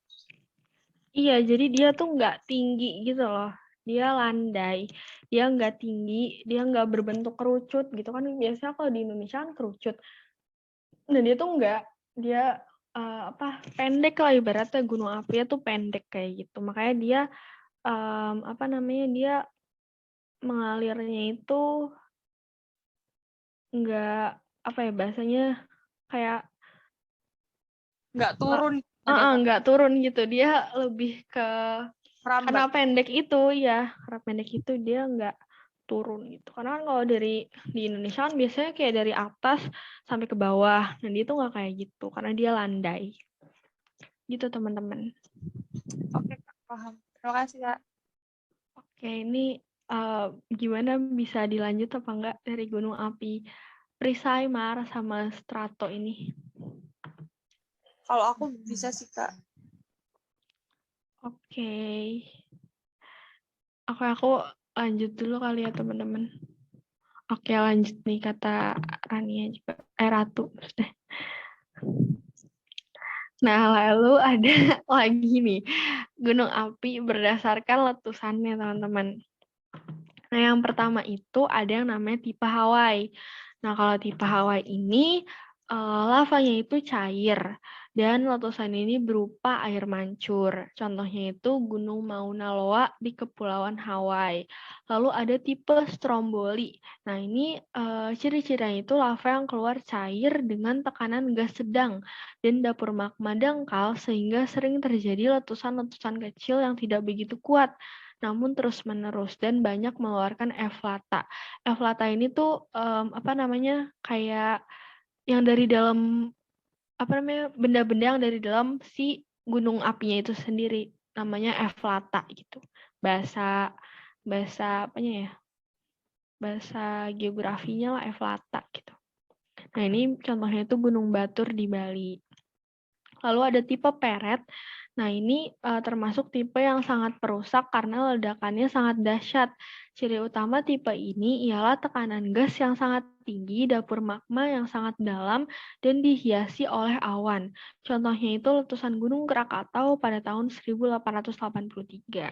Nah, dia ledakannya kuat banget kan teman-teman. Makanya sekarang tuh ada disebutnya tuh anak Krakatau. Sebenarnya dia bukan anak Krakatau sih, bahasanya apa ya, kayak jadi tuh Gunung Krakatau kan meletus. Nah, nanti tuh sebenarnya itu masih bagian dari Gunung Krakataunya, tapi disebutnya tuh sama orang Indonesia tuh anak Krakatau kayak gitu. Padahal tuh aslinya tuh masih si Gunung Krakatau sendiri, cuman tuh dia kayak sisanya lah ibaratnya. Tapi disebutnya Gunung Anak Krakatau kayak gitu. Gimana nih tipe gunung berdasarkan letusannya kira-kira udah bisa yang 3 dulu deh nih, 3 dulu bisa dipahamin nggak? Karena ada 7 kalau nggak salah. Oke, aku lanjut dulu ya teman-teman. Oke, lalu ada yang namanya tipe vulkano. Nah, tipe ini berarti cairan magmanya itu kental dan dapur magma yang bervariasi, bisa dangkal sampai dalam juga. Tekanannya itu sedang sampai tinggi. Tipe ini merupakan tipe letusan gunung api pada umumnya. Contohnya itu Gunung Semeru di Jawa Timur. Lalu ada tipe Merapi nih, lavanya kental, tekanan gasnya rendah, dan dapur magma sangat dangkal yang mengalir keluar perlahan-lahan dan membentuk sumbat kawah. Maksudnya tuh dia nantinya tuh kayak bisa membentuk kawah gitu karena tekanan gasnya itu semakin kuat. Nah, makanya kawahnya itu bisa terangkat dan bagian luarnya pecah disertai awan panas yang bisa membahayakan penduduk. Mungkin kayak sering denger yang namanya wedus gembel gitu ya. Itu dari salah satu kayak dari si Merapinya gitu. Lalu ada tipe Saint Vincent. Nah, ini berarti tipenya lavanya tuh kental, tekanannya gas sedang, sama dapur magmanya tuh dangkal. Contohnya Gunung Kelut dan Saint Vincent itu sendiri. Lalu ada tipe Pele. Nah, ini tipenya itu lavanya kental, tekanannya gas tinggi, sama dapur magmanya tuh dalam. Contohnya itu Montagne Pele di Amerika Tengah. Nah, kalau yang sering keluar tuh biasanya kayak tipe peret yang merusak itu kan karena fenomenanya terkenal banget kan kayak Krakatau gitu. Terus kalau misalkan yang lainnya biasanya sih Merapi, vulkano gitu-gitu sih teman-teman. Oke, ini ada fotonya juga. Nah, ini tipe Hawaii, tipe Vincent, vulkano kayak gini gambar-gambarnya gitu. Oke, karena ini udah lanjut ke bagian selanjutnya. Gimana kira-kira dari tipe-tipe berdasarkan letusannya ini bisa dipahamin nggak teman-teman? Kalau ada yang mau nanya boleh.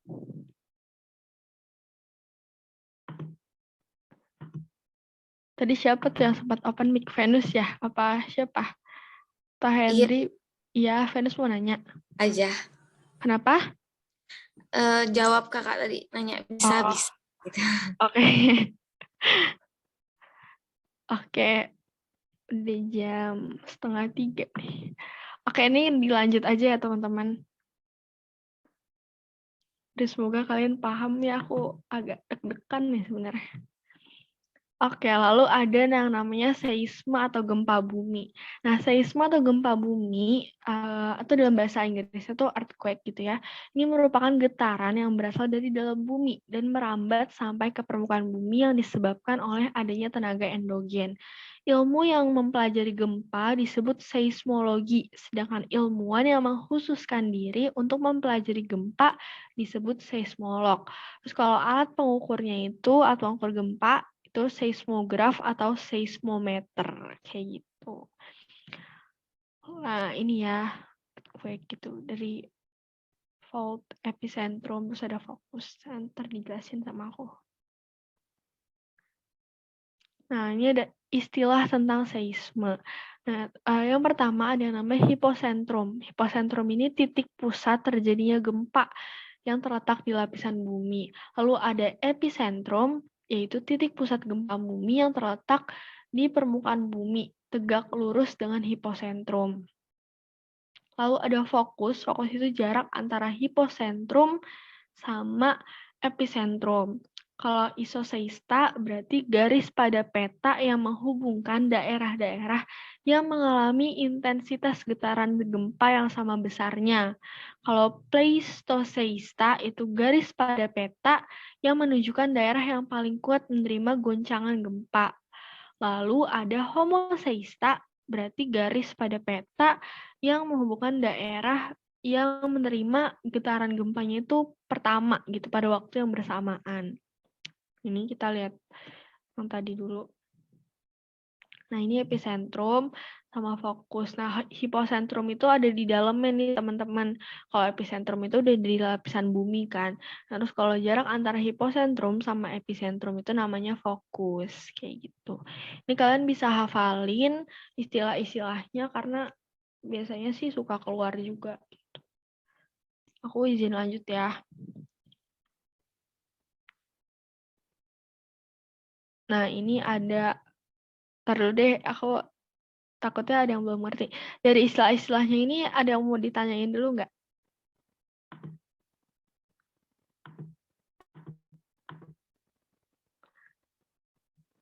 Reaction biar meyakinkan kalau dilanjut. Kayak gimana teman-teman? Oke, aku lanjut ya. Nah, ini ada jenis seisme atau gempa jenisnya. Nah, berdasarkan faktor penyebabnya, itu ada yang pertama namanya gempa bumi runtuhan. Nah, ini terjadi akibat batu-batu raksasa di sisi gunung atau akibat runtuhnya gua-gua besar. Radiusnya itu nggak begitu luas dan tidak begitu terasa di tempat jauh. Jadi biasanya cuma di sekitaran situ aja yang kerasa. Lalu ada gempa bumi vulkanik. Nah, ini terjadinya akibat adanya aktivitas gunung api. Lalu ada gempa bumi tektonik. Nah, ini karena pergeseran lapisan di bumi gitu ya, kekuatannya itu biasanya sangat besar dan sebarannya itu biasanya juga luas. Contohnya itu gempa bumi yang di Aceh gitu ya. Itu kan bisa dirasain sampai ke negara tetangga juga bisa merasakan getarannya gitu karena sangat luas gitu teman-teman.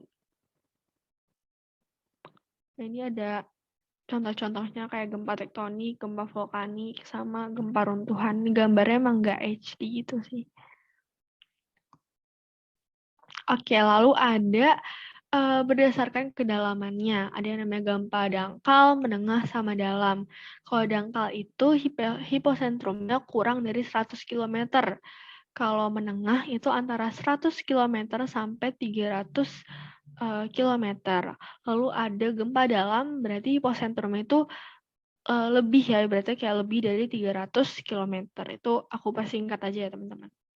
Lalu ada berdasarkan jaraknya, ada gempa sangat jauh, jauh sama lokal. Kalau sangat jauh itu berarti epicentrumnya. Kalau epicentrum kan berarti udah di lapisan nih, kalau hipocentrum kan ada di bagian dalam lapisan buminya. Kalau epicentrum berarti udah ada di lapisannya. Nah, dia itu lebih dari 10.000 kilometer. Kalau jauh itu sekitar 10.000, ini salah harusnya bukan 10.000.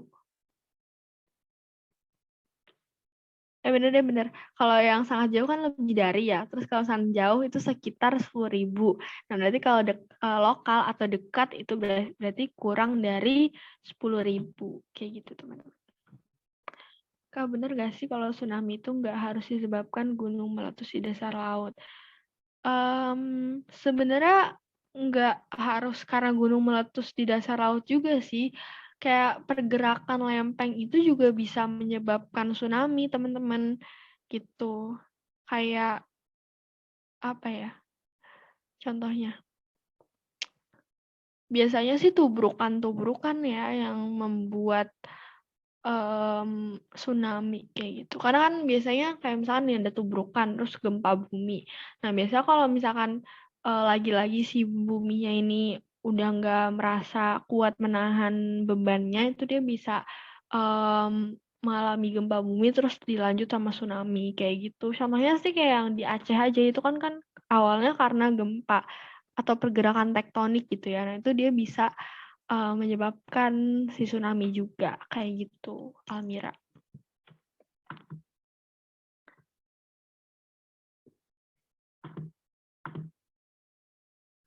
Nah, terus ada juga nih berdasarkan lokasi, yaitu ada di daratan sama di lautan.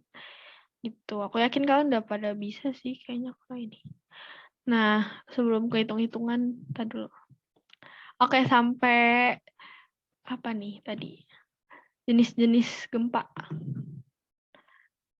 Gimana? Udah bisa dipahamin? Oke. Aku ulang yang berdasarkan epicentrum ya. Jadi aku ulang yang di sini aja deh. Gambarnya dulu. Gini Ratu. Aduh kok bolak-balik jadi.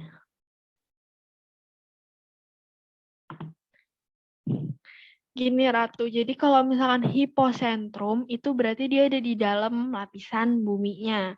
Dia ada di di titik merah yang di bawah nih. Tapi kalau epicentrum dia itu ada di lapisannya. Di bahasanya udah di daratannya lah kayak gitu. Nah, kalau fokus itu jaraknya si epicentrum sama hipocentrum. Nah, ini jaraknya ini namanya fokus kayak gitu. Nah, kita lanjut ke jenisnya. Nah, gempa berdasarkan kedalaman hiposentrumnya itu dibagi nih sama yang namanya gempa dangkal, menengah, sama dalam. Kalau dangkal itu berarti kedalaman hiposentrumnya itu kurang dari 100 km. Kalau misalkan menengah berarti 100 km sampai 300 km. Kalau dalam berarti di atas 300 km. Kayak gitu, Ratu. Gimana kira-kira bisa dipahamin nggak? Kayak ingat aja kalau hipocentrum itu tuh berarti ada di dalam buminya. Kalau epicentrum di lapisan atasnya atau udah di daratan. Kayak gitu. Gimana Ratu?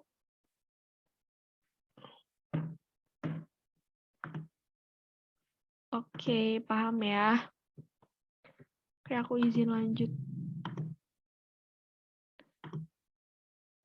Nah, ini ada yang namanya menghitung jarak epicentrum. Nah, kita baca dulu soalnya nih ya.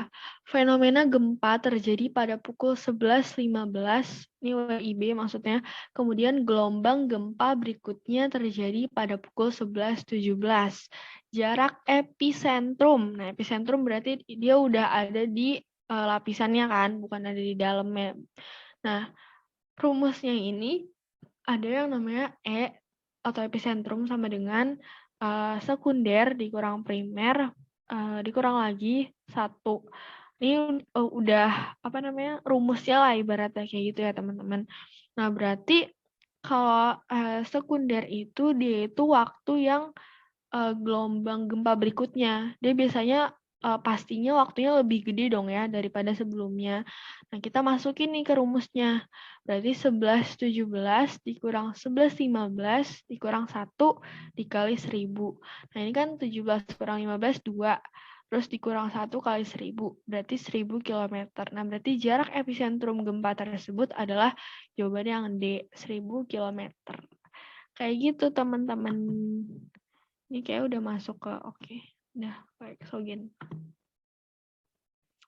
Oke, sampai di seisme atau gempa bumi ini, adakah yang mau ditanyakan? Teman-teman, semua aku tahu kalian udah pusing sebenarnya. Semoga kalian paham ya tapinya. Kalau ada yang masih dibingungin abis kelas ini boleh kok chat aku aja gitu ya, daripada nanti kalian nggak tahu. Geomorfologi nggak di sini, Ratu. Geomorfologi. Kalau tenaga endogen sama eksogen nggak ngebahas itu kok.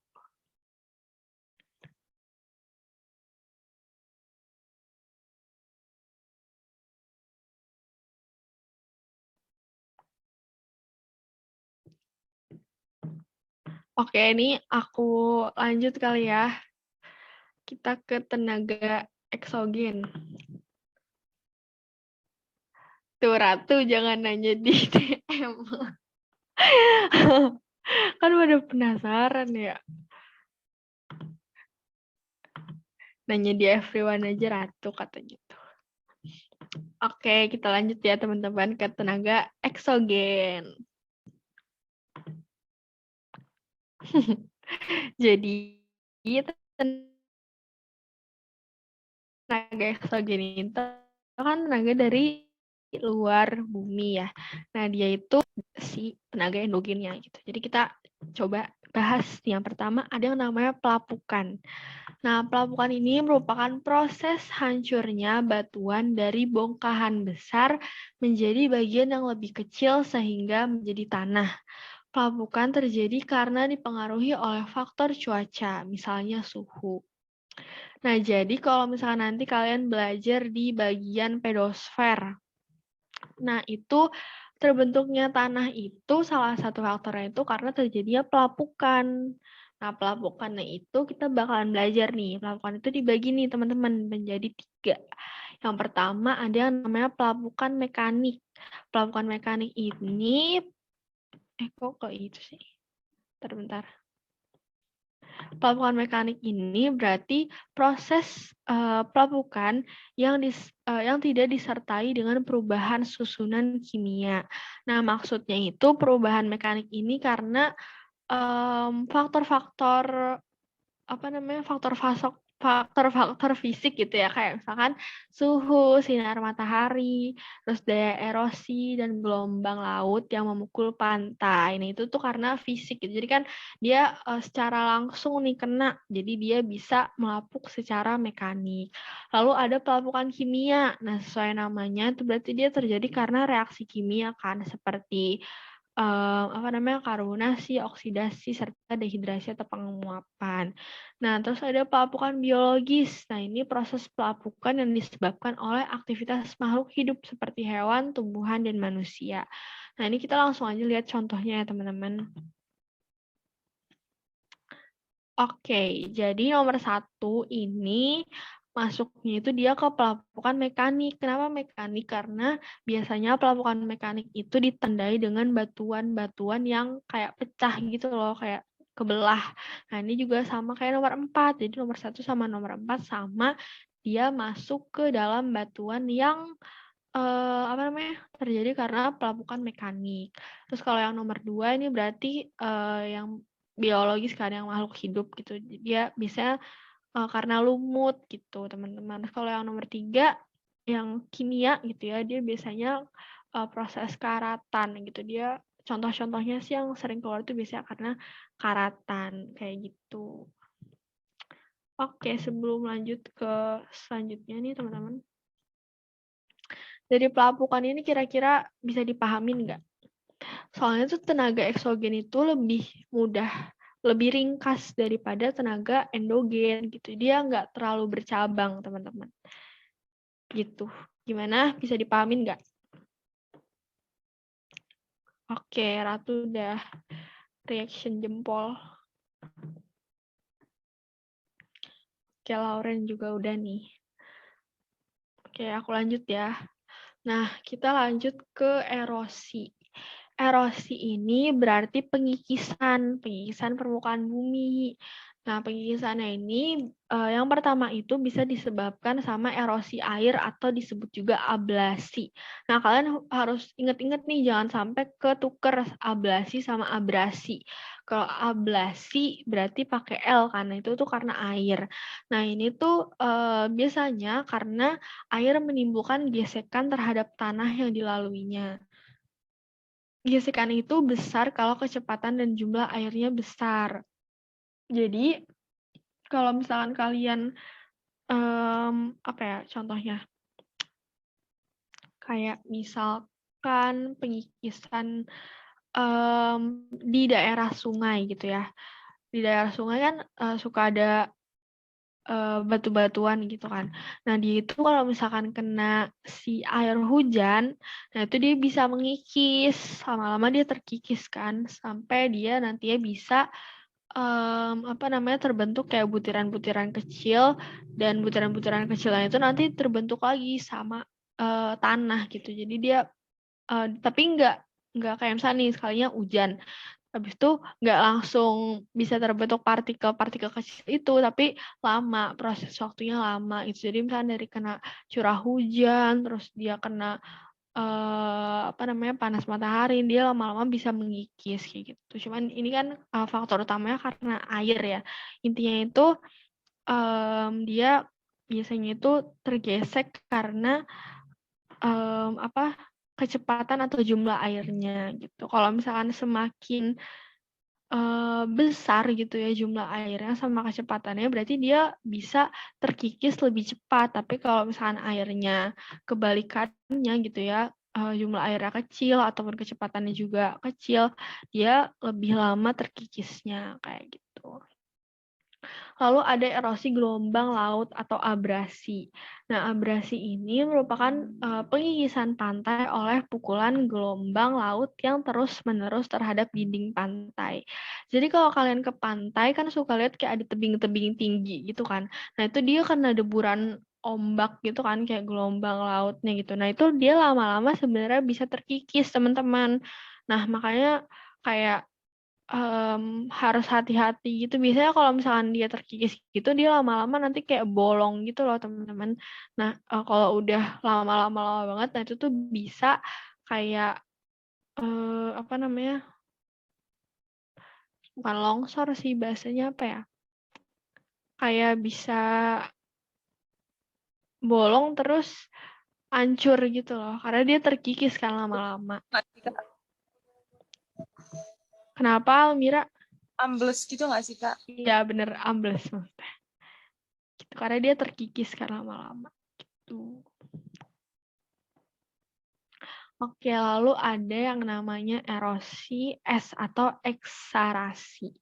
Nah, ini itu atau gletser ya, dia merupakan pengikisan oleh gerakan lapisan es atau karena pencairannya menuruni pegunungan. Hasil pengikisan batuan terseret ke bawah, dan ketika tenaga pengangkut melemah, maka material-material akan terendapkan oleh erosi es disebut moraine. Jadi intinya itu dia tuh kayak misalkan lapisan es. Nah, dia tuh terkikis ketika terseret ke bawah gitu. Nanti itu terendapkan oleh erosi es yang namanya moraine. Intinya tuh kalau misalnya erosi es ini dia terkikis karena terseret dan ketika tenaga pengangkutnya itu melemah kayak gitu. Lalu ada erosi angin atau korasi dan deflasi. Nah, ini berarti erosinya karena angin lah ya. Jadi dia biasanya tuh terjadi di gurun pasir. Nah, nanti dari hasil erosi ini diendapkan dan bisa membentuk bukit pasir dan gelombang-gelombang pasir. Nah, kalau kalian tahu gumuk pasir, nah itu sebenarnya bisa dari pengikisan angin gitu. Jadi kayak dari debu-debu pasir-pasirnya itu terkumpul di satu tempat dan kalau lama-lama diendapkan gitu ya, lama-lama bisa terbentuk itu kayak gumuk pasir itu, kayak gitu. Nah, ini contoh-contohnya ya. Dari air hujan, terus air terjun, bisa juga, terus ini angin, terus ada air sungai juga bisa abrasi, terus air laut abrasi, kalau gletser berarti eksarasi. Oke, kayak gitu teman-teman, buat erosi. Aduh deh, kita jangan lanjut dulu. Oke, gimana sampai erosi? Ada yang mau ditanyain kah? Banyak banget ya, Kak. Iya, banyak banget. Maaf ya. Semoga kalian paham.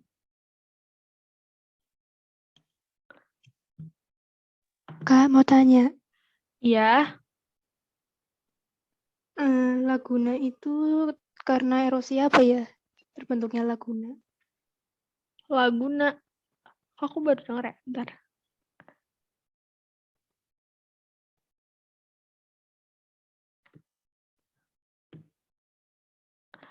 Laguna itu kayak, apa namanya, dia kayak, yang aku tahu dia tuh pantai gitu, bener gak sih? Kayak pantai Laguna.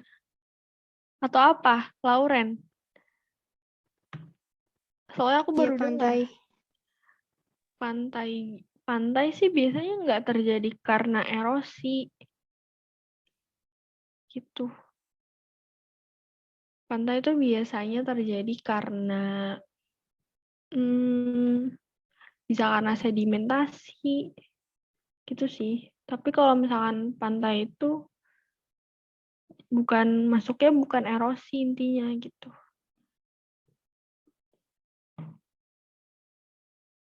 Gitu teman-teman. Oke, ini aku coba lanjut dulu ya karena udah jam 14.48 nih. Oke, kita lanjut ke sedimentasi atau pengendapan. Nah, ini merupakan proses pengendapan massa batuan atau material yang terbawa oleh angin, air, ataupun es.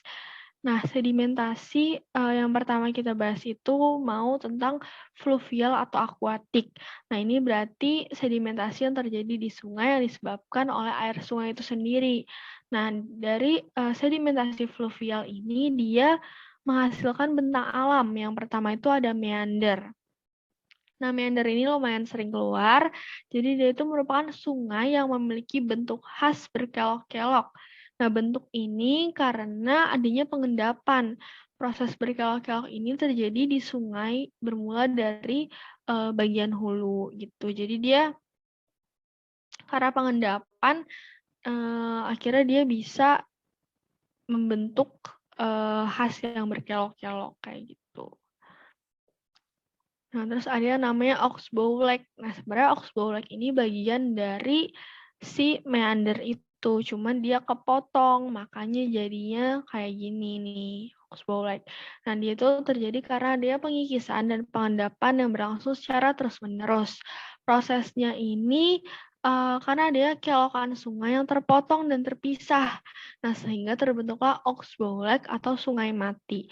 Nah, ini bentuknya kayak tapal kuda atau kaki kuda gitu loh, teman-teman. Jadi dia terjadi karena putus gitu ini ya, putus. Makanya dia jadi terbentuknya kayak gini gitu. Lalu ada kipas aluvial. Nah, ini berarti terjadi karena sungai mengalami perubahan atau penurunan kekuatan arus sehingga mengalami perubahan kemiringan yang mengakibatkan material akhirnya terendapkan. Penampakan ini umumnya terjadi pada kaki pegunungan. Jadi di kaki gunung ini biasanya ada sungai gitu ya mengalami penurunan kekuatan arus. Nah, karena penurunan kekuatan arus itu dia terjadi kemiringan. Nah, karena kemiringan itu nanti menyebabkan si sungainya itu bisa ada pengendapan. Nah, pengendapannya itu biasanya itu disebut kipas aluvial gitu karena dia nantinya berbentuk kipas gitu. Lalu ada delta. Nah, delta ini endapan di muara sungai yang terbentuk ketika air sungai bertemu dengan perairan lain yang memiliki arus lemah atau diam. Kayak gitu, teman-teman. Oke, aku sebentar. Aku sampai sini dulu deh, sampai sedimentasi fluvial atau akuatik. Gimana kira-kira, ada yang mau ditanyain nggak di sedimentasi ini?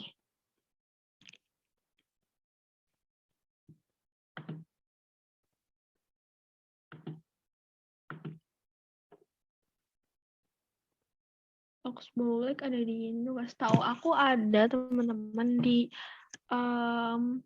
Kalimantan deh kalau nggak salah, dia kan sungainya banyak ya. Nah itu kalau nggak salah ada di situ, Oxbow Lake. Tapi nanti kalian boleh cari lagi. Aku takutnya salah, nanti aku juga sambil cari deh. Kayak kalau nggak salah sih aku pernah baca tuh di Kalimantan ada. Oke, ada yang mau nanya lagi sebelum kita lanjut? Karena masih ada lagi. Kita lanjut dulu kali ya, teman-teman. Oke, ini ada yang namanya sedimentasi marin atau laut.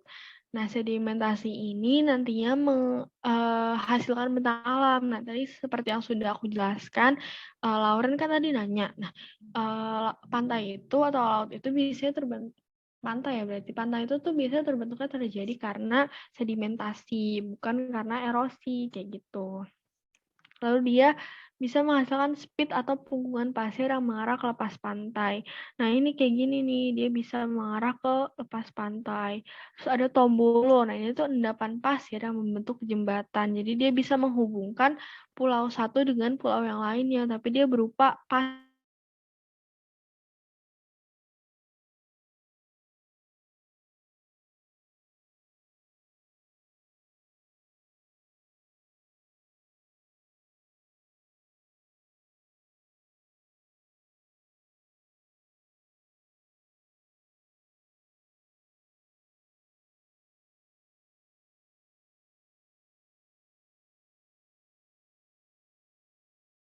Morena itu masuknya sedimentasi mana ya?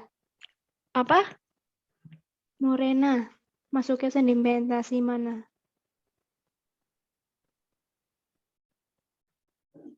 Sebentar. Morena.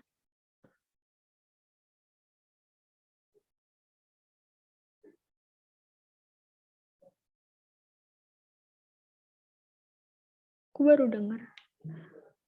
Apa tadi kita udah bahas?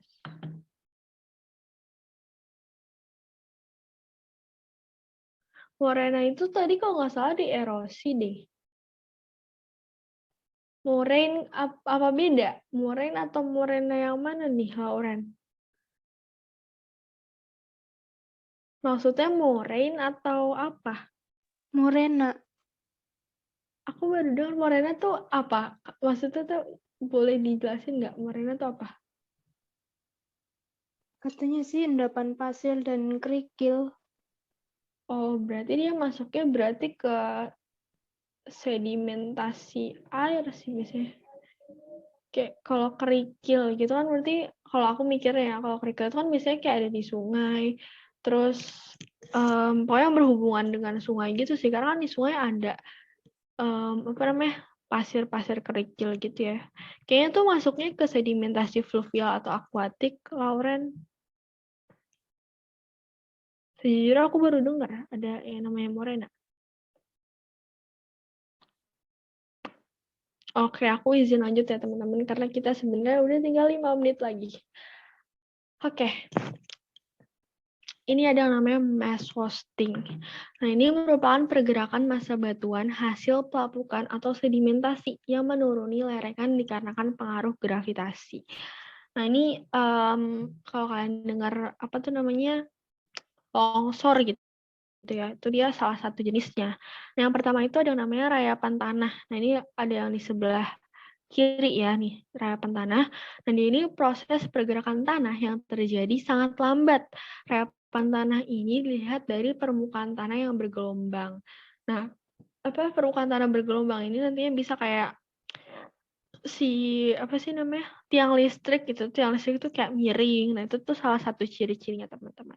Lalu ada aliran tanah atau earth flow. Nah, ini umumnya terjadi di wilayah lembab dengan lereng yang curam.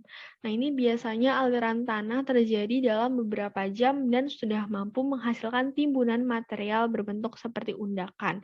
Nah, ini kata kuncinya undakan ya, berarti dia karena tertimbun gitu kan ya, maka ada undakan kayak gitu. Lalu ada aliran lumpur atau mud flow. Nah, ini biasanya terjadi ketika lereng di perbukitan atau di pegunungan kayak gitu. Lalu ada longsor nih ya. Biasanya ini sering banget nih landslide gitu ya. Dan ini merupakan massa batuan yang meluncur ke bawah dengan cepat. Nah, ini biasanya karena bentuk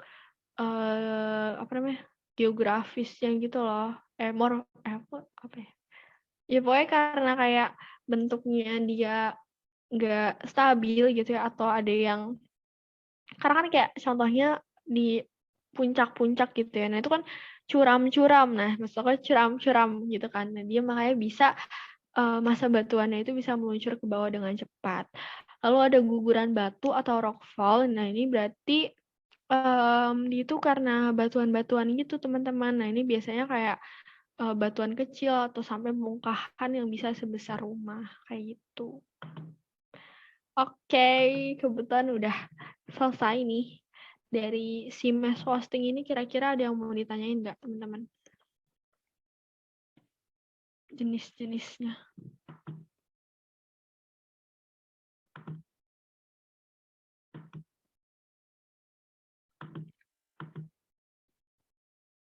Gimana, ada yang mau ditanyain kah? Atau sudah cukup? Atau mau berkeluh kesah? Gimana teman-teman?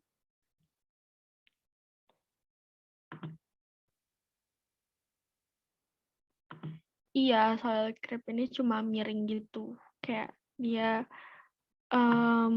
miring sih, karena dari ciri-cirinya lah ibaratnya itu miring.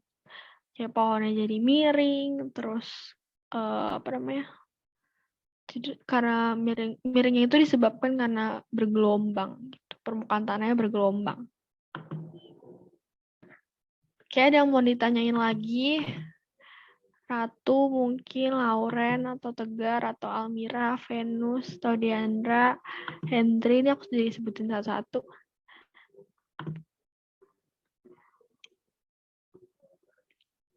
Berarti bisa mengakibat longsor gitu nggak sih, Kak? Bisa, cuman ini jadi ibaratnya urutannya, bukan urutan sih, kayak longsor kan beda lagi ya. Kalau ini tuh masih bergelombang, Ratu, jadi belum bisa disebut longsor lah. Dia baru bergelombang aja. Kan kalau longsor dia udah masanya itu udah jatuh atau udah bahasanya, udah nggak kuat menahan masanya lagi gitu, makanya dia terjadi longsor. Gitu. Iya, Tegar, aku paham kok, pasti. Ini banyak banget sih, jujur aku juga. Iya, boleh. Nih, siapa tadi nih? Rakita, kalau ada yang mau nanyain lewat WA boleh. Atau mau nonton video aku di YouTube, ada kok. Aku juga jelasin tentang litosfer. Cari aja nanti nama aku. Tapi kalau kalian cari nama aku, keluar deh video. Dari salah satu startup lainnya. Itu deh, guys. Cari nama panjang aku. Siapa nama panjang aku? Kak, mau tanya lagi. Ya, boleh, Lauren. Tadi ablasi itu apa ya? Ablasi. Ablasi itu karena air. Nih. Bentar ya, kita agak jauh nih. Erosi karena air. Nih, ablasi karena bisa jadi bisa karena air hujan, air terjun, ataupun air sungai. Penjelasannya itu ini, bentar. Nah, jadi tuh dia terkikis karena air. Nah, ini biasanya dari erosi ini bisa menyebabkan atau menghasilkan lembah-lembah, ngarai, atau jurang yang dalam gitu. Jadi jurang itu karena si erosi teman-teman, karena erosi air. Nah dia misalkan ada hujan nih, dia lama-lama terkikis, nah itu bisa dia menghasilkan jurang kayak gitu. Sebenarnya bukan channel YouTube, jangan pokoknya kalian cari aja nama panjang aku. Aku jadi malu deh. Oke, Kak, makasih. Iya, sama-sama.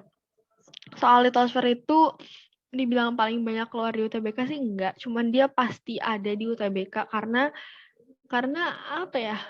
Karena emang namanya juga mempelajari lapisan bumi gitu ya teman-teman, lapisan batuan yang ada di bumi gitu. Jadi dia emang udah inti materinya gitulah. Kan kalau misalnya atmosfer itu kan kayak cuaca, iklim. Nah itu juga pasti ada sih, tapi litosfer penting. Pokoknya kalau ada fair, iya channel startup sebelah. Iya gitu teman-teman. Pokoknya kalau misalkan apa tuh namanya, yang ada fair-fairnya atmosfer, biosfer, litosfer, itu tuh penting banget di geografi. Sama itu apa tuh yang namanya yang tentang manusia, aku jadi lupa. Antroposfer. Nah itu dia juga penting gitu teman-teman. Oke, gimana kita bisa cukupkan untuk hari ini yang baru kali ini kayak pertemuan sama aku sampai 2 jam ya teman-teman. Biasanya kita cuma 1,5 jam atau 1 jam 45 menit lah paling lama karena udah termasuk latihan soal. Ini pure 2 jam kita bahas materi. Maaf ya teman-teman kalau pusing. Aku ngerti sih, tapi kalau misalnya ada yang mau nanyain, ada yang mau ditanyain gitu ya, boleh chat aku aja, nanti bisa aku bahas atau dijelasin lewat voice note gitu ya, biar kalian bisa paham. Atau misalnya kalian nemu soal gitu ya, mau nanya ke aku, Kak ini maksudnya kayak gimana sih gitu, boleh ditanyain ke aku lewat WA gitu. Ini kita mau foto bareng dulu nggak nih? Ada yang mau follow IG aku juga.